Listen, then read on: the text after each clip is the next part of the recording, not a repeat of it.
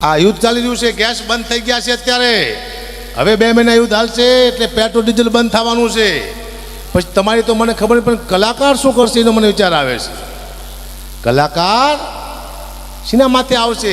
કલાકાર હાંડિયા લેવાના છે ને મારો વિશે હાસ્યનો છે. હું દુનિયામાં લોકોને આનંદ કરવા માટે આવ્યો છું કે બસ કોઈ માથાકૂટ નહીં, કોઈ સાહિત્ય નહીં, કોઈ વાર્તા એવું નહીં, કોઈ જ્ઞાનની વાત નહીં, માત્ર આનંદ તે, બીજી કોઈ વાત કરવાની નહીં જીવનમાં. આ દુનિયામાં આખો દિવસ માણસ કામ કર્યા પછી કંટાળી જાય છે. કંટાળ્યા પછી સૌથી વધુ કંટાળે છે કોણ દુનિયામાં? એક પુરુષ. ભયાનક કંટાળી ગયો છે આ દુનિયાથી, મને ખબર છે. આખો દિવસ બિચારો કામ કરે છે. એક પતિ, એક પુરુષ પોતાની પત્નીને ખબર નથી મારા ધણીમાંથી કેટલું દેણું છે. કોઈ એને ગાયું દીધી છે, કોઈ એને માર્યું હોય છે, એની માથે વ્યાજવા પૈસા છે. પોતાની પત્નીને ખબર નથી સાહેબ. આખો દિવસ કામ કર્યા પછી પુરુષ ઘરે આવે, જેવો ટિફિન મૂકીને રાડ્યું પાડે છે, ગેસના બાટલા વહી ગયા છે, તમારા બાપ કપડાં લાવવાના છે, છોકરાની ફી ભરવાની છે, ઓલાનું મગજ કામ નથી કરતું સાહેબ.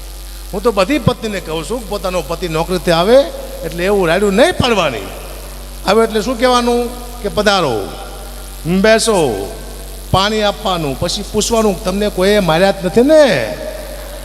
કે ના, તો ખાંડ લાવવાની છે મારા કલેજા. ખુશ થઈ જાય છે પતિ, આટલું જ તે. હા, બાકી કશું છે ને. જય સીતારામ. સમય ચેન્જ થતો આવે છે, હું જોઉં છું ઘણા ટાઈમથી.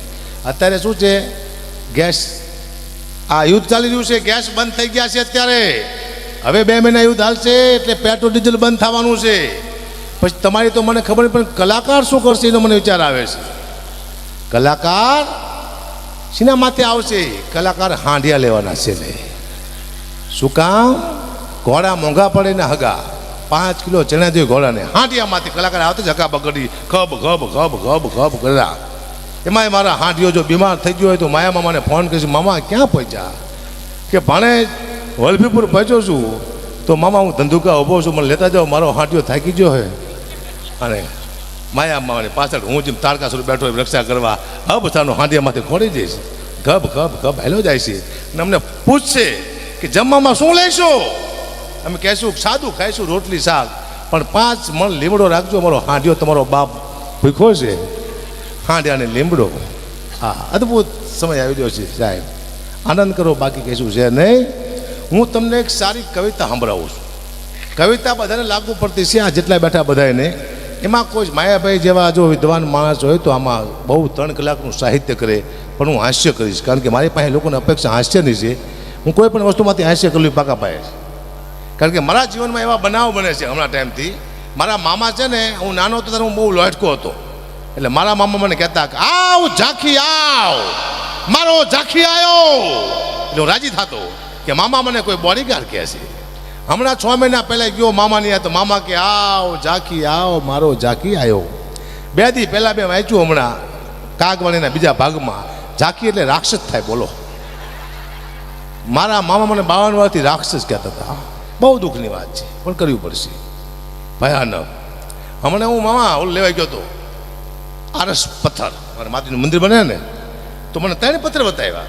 આ 500 વાળો ફૂટ, આ 700 ફૂટ ને 1000 ફૂટ. એવું નું હોય, હરખાત લાગે. ના ના, કે અલગ અલગ છે. કીધું ભાઈ, હું આજથી 25 વર્ષ પહેલાં ઘંટી આંકતો હતો.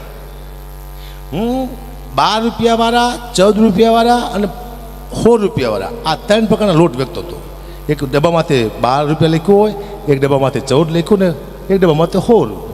આવા લોટ વેચતો હતો, પણ ભાવ અલગ હતા, લોટ એક જ હતો અંદર, મને ખબર છે. એક જ લોટ. લોકોને લાગે કયો આપું, 16 વાળો તો એ જ આપવાનો, 10 વાળો. 12 વાળામાં 10 વાળો, 14 વાળામાં 10 વાળો જ આપવાનો. એમ કીધું. ઈટાનો લોકોના મગજ વાંચી જતો કે આ દુનિયા જોતી નથી, ખાલી ભાવ જ જોવે છે, વસ્તુ નથી જોતી, ખબર નથી પડતી. હું રહેતો હતો નરોડા, ઈટાણે મારી પરિસ્થિતિમાં ખરાબ. હું ઘંટી આંકતો, લોટ દળવાની નોકરી કરતો. અને નવરાત્રિ આવી એટલે મેં અહીંયા કોલોનીમાં કીધું કે હું ગામડે જાઉં છું નિવેદનું ઘી લેવા, ચોખ્ખું કોઈને મગાવવું છે. તો બધા કે ગામડાનું ઘી આવે છે માથે દીવા કરવા. તે બધાએ કિલો મગાવ્યું, 50 કિલો ઘી થયું. પણ હું ગામડે લઈ ગયો. ઈટાણે 150 રૂપિયા ગામડે ભાવ હતો ચોખ્ખા ઘીનો, અત્યારે 1800 રૂપિયા છે. પણ ગામડે લઈ ગયો. હું ડેરીમાં ગયો અમદાવાદ, ને 50 રૂપિયા કિલો મેં લીધું ઘી. 50 કિલો ઘી લાવ્યો. મેં કીધું લો ગામડેથી ઘી લાવ્યો છું. બધાય અમે વાહ ગામડાનું ઘી તો ગામડાનું કહેવાય. જો કેવી ખુશ્બુ છે. તમારો બાપ આ ડેરીનું ઘી છે, તમને ઘીમાં ખબર નથી પડતી. હારા મૂર્ખના પેટના તમને શીવા ખબર પડશે. આ દુનિયાનું તેથી મગજ મેં માપી લીધું કે બસ આ દુનિયામાં જેટલું હાલાડો એટલું હાલે જ છે. મારો દીકરો જાઓ, અદ્ભુત દુનિયા છે. તમે ટ્રાય કરજો, મજા આવશે. મેં જોયું છે એક જ વસ્તુ ત્રણના નામે વેચાય છે આ દુનિયામાં. એટલે જો આવો યુગ મેં ક્યાંય નથી જોયો. સૌથી સારો યુગ હોય તો આ છે. સતયુગમાં આવું નહોતું. આટલું બધું માણસ ક્યાંય ભેગું સતયુગમાં નહોતું થતું છે. આવા સાધુ સંતોને આવી લાઇટને આવું સ્ટેજને આવી ગાડીઓને આવા મોબાઈલને આવી શોખ સાહેબી જીના કોઈ એવો બાઇક નથી જેના ઘરે ગાડીઓ ન હોય. મોજ મસ્તી બધા કરે છે. આવું સતયુગમાં નહોતું, ત્રેતાયુગમાં નહોતું, દ્વાપરયુગમાં નહોતું, માત્ર કળિયુગમાં જ છે. આ સતયુગમાં કોઈ દુબઈ નહોતું ગયું. અત્યારે દુબઈ જઈએ છીએ આપણે. સતયુગમાં, દ્વાપરયુગમાં, ત્રેતાયુગમાં રામને લંકામાં જાતા 10 વર્ષ લાગ્યા હતા. અત્યારે 5 કલાક લાગે છે. તો યુગ હારો કા યુગ હારો. પોતાની માં પોતાના દીકરાને બાળવા જાય તારા મતીને પોતાનો બાપ પૈસા માગે છે. હરિચંદ્ર રાજા કે મફતમાં નહીં બાળવા દો, હું તો નોકરી કરું છું. બાપ પૈસા માગે છે દીકરાના પોતાની પત્ની પાસેથી. અત્યારે કોઈ એમ કે મારો બાપ મરી ગયો છે તો લોકો લાકડા લઈ આપે છે. તો યુગ હારો કા યુગ હારો. માં બેઠો હોય, બાપ દાદા આખું કુટુંબ બેઠું હોય અને પોતાની પુત્રવધુ દ્રૌપદીને હાડીના છેડા ખેંચાતા હોય ને કોઈ બોલતું નહોતું ટાળે. અત્યારે કોકની દીકરી સામે કોઈ લાંબી આંગળી કરે તો લોકો એને આંગળી કાપી નાખે. તો યુગ હારો કા યુગ હારો. સારામાં સારો યુગ તો આ કળિયુગ છે. પણ ફેર શું છે, 50 વર્ષ પહેલાં એમ કહેતા કે એક મોબાઈલ આવશે, એમાં આપણે અમેરિકા વાત કરશું તો લોકો માનવા તૈયાર નહોતા કે ના એવો મોબાઈલ આવે જ નહીં. આવ્યો મારો દીકરો, અમેરિકા આપણે વાત કરી છે. પણ હજી તમે 50 વર્ષ જવા દો, હજી એવો મોબાઈલ આવશે કે આમ તમે ટેબ્લેટ મોબાઈલમાં વાત કરતા છો અમેરિકા, પૂછશો શું કરે છે કે ટોપરા પાક ખાવું, મને આપને બક્ષાનો બારો આવશે. તમે નહીં માનો શું લેવા, તમે 50 વર્ષ પહેલાં નહોતો માનતા.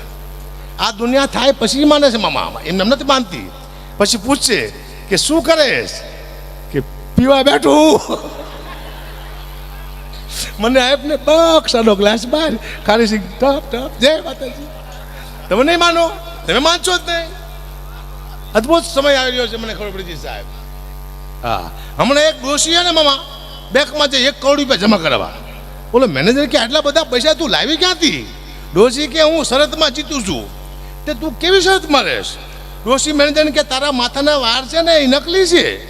બોલો કે શું વાત કરે છે કે અસલી છે? એ કે હું કે કાલ સાબિત કરી દઉં ખેંચીને કે તારા વાળ ડુપ્લિકેટ છે. ઓલો કે તો હું ₹1,00,000 આપું. 1,00,000ની શરત મારી ડોશી કોને આરે?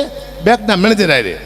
સવારે મહિના વકીલ લઈને આવી પોતાના, હું મારો વકીલ લાવીશ કે કંઈ વાંધો નહીં. મેનેજર કે વકીલ લઈને આવી, મેનેજર બેઠો હતો, આમ વાળ પકડી હલાવીને કર્યો ઘા, અને મેનેજર ઊભો થઈ દાંત કાઢવા માંડ્યો. અસલી છે ડોશીમાં, નકલી નથી. અને વકીલ મોરો પડી ગયો.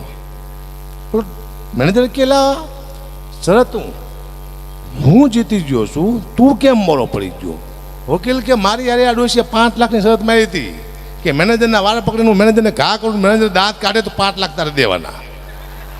4 લાખનું બોજ હરામ ખોર ના તે મને મરાયું. દુઃખની વાત છે.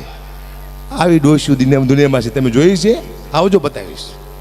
આપણા બોચ મારી દે સાહેબ. આ યુદ્ધ ચાલી રહ્યું છે, ગેસ બંધ થઈ ગયા છે અત્યારે. હવે 2 મહિના યુદ્ધ હાલશે એટલે પેટ્રોલ ડીઝલ બંધ થવાનું છે. પછી તમારી તો મને ખબર નહીં, પણ કલાકાર શું કરશે એનો મને વિચાર આવે છે. કલાકાર શીના માથે આવશે? કલાકાર હાંડિયા લેવાના છે. ને મારો વિષય હાસ્યનો છે. હું દુનિયામાં લોકોને આનંદ કરવા માટે આવ્યો છું કે બસ કોઈ માથાકૂટ નહીં, કોઈ સાહિત્ય નહીં, કોઈ વાર્તાઓ નહીં, કોઈ જ્ઞાનની વાત નહીં, માત્ર આનંદ તે, બીજી કોઈ વાત કરવાની નહીં જીવનમાં. આ દુનિયામાં આખો દિવસ માણસ કામ કર્યા પછી કંટાળી જાય છે.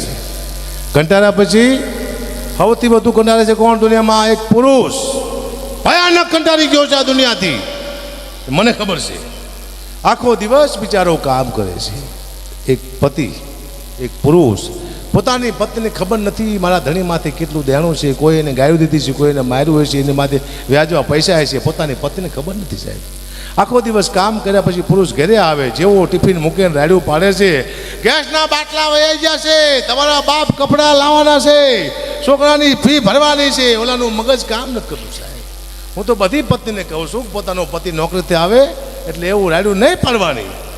આવે એટલે શું કહેવાનું કે પધારો, બેસો, પાણી આપવાનું, પછી પૂછવાનું તમને કોઈએ માર્યા જ નથી ને?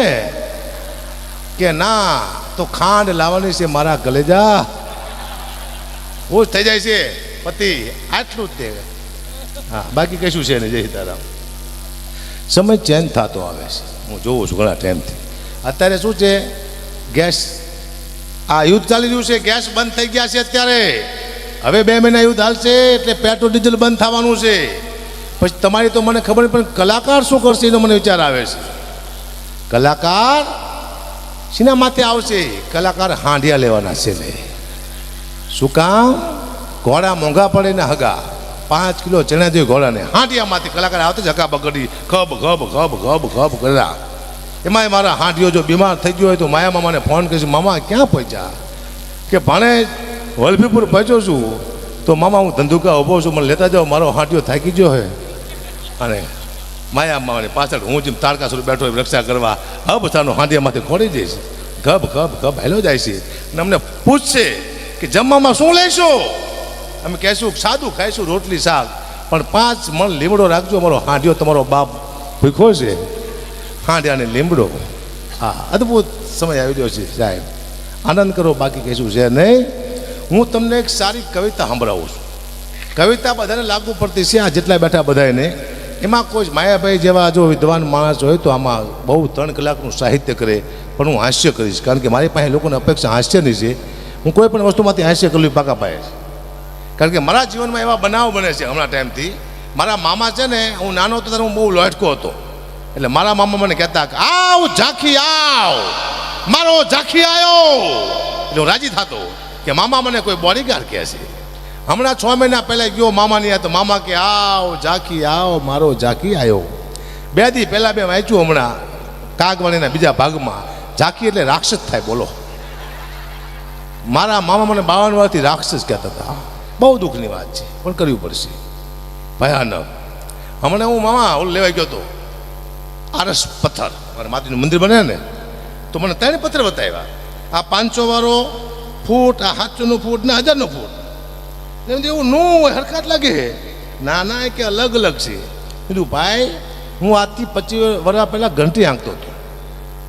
હું 12 રૂપિયાવાળા, 14 રૂપિયાવાળા અને 16 રૂપિયાવાળા, આ 3 પ્રકારના લોટ વેચતો હતો. એક ડબ્બામાંથી 12 રૂપિયા લખ્યું હોય, એક ડબ્બામાંથી 14 લખ્યું ને એક ડબ્બામાંથી 16.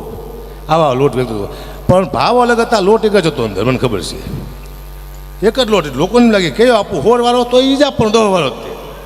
12 વાળો માંગે 10 વાળો, 14 વાળો 10 વાળો જ આપવાનો. એમ કીધું. ઈટાણો લોકોના મગજ વાંચી જતો કે આ દુનિયા જોતી નથી, ખાલી ભાવ જ જોવે છે, વસ્તુ નથી જોતી, ખબર નથી પડતી. હું રહેતો તો નરોડા, ઈટાણે મારી પરિસ્થિતિમાં ખરાબ. હું ઘંટી આંકતો, લોટ દળવાની નોકરી કરતો, અને નવરાત્રિ આવી એટલે મેં અહીંયા કોલોનીમાં કીધું કે હું ગામડે જઉં છું નિવેદનું ઘી લેવા, ચોખ્ખું કોઈને મગાવવું છે. તો બધા કે ગામડાનું ઘી આવે છે માથે દીવા કરવા, તે બધાએ કિલો મગાવ્યું, 50 કિલો ઘી થયું. પણ હું ગામડે લઈ ગયો. ઈટાણે 150 રૂપિયા ગામડે ભાવ હતો ચોખ્ખા ઘીનો, અત્યારે જી 1800 રૂપિયા છે. પણ ગામડે લઈ ગયો. હું ડેરીમાં ગયો અમદાવાદ, ને 50 રૂપિયા કિલો મેં લીધું ઘી.